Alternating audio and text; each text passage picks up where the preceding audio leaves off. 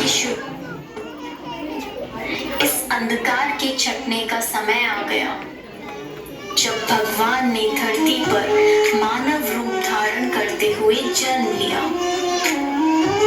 उस दिन का घोर अंधेरा था और तेज वर्षा हो रही थी।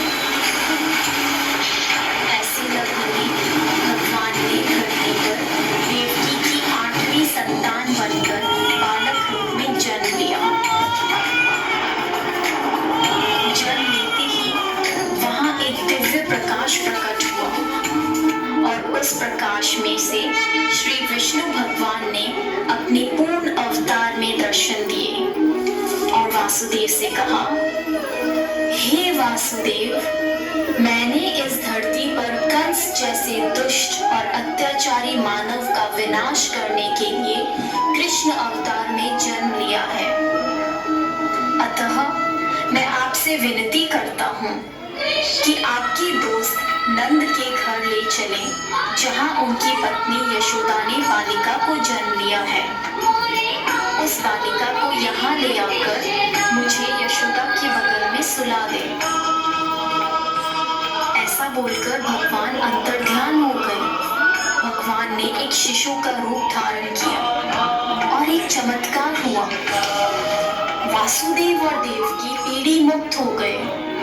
कारागार के द्वार अपने आप खुल गए। जेल प्रहरी गहरी निद्रा में सो गए और ऐसे समय वासुदेव उस बालक को लेकर नंद के घर चल पड़े।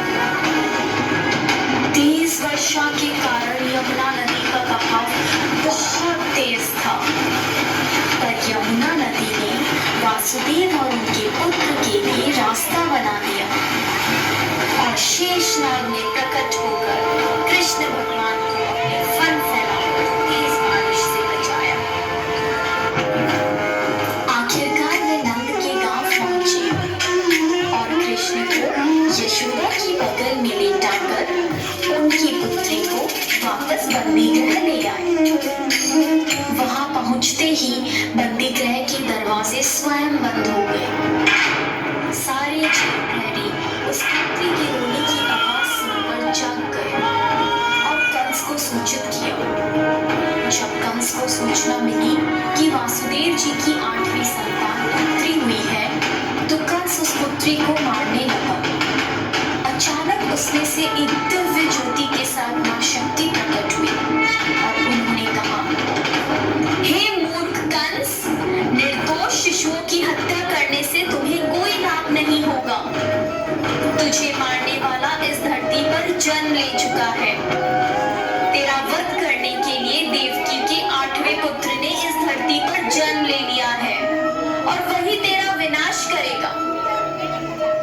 ऐसा कहकर वह दिव्य शक्ति लुप्त हो गई।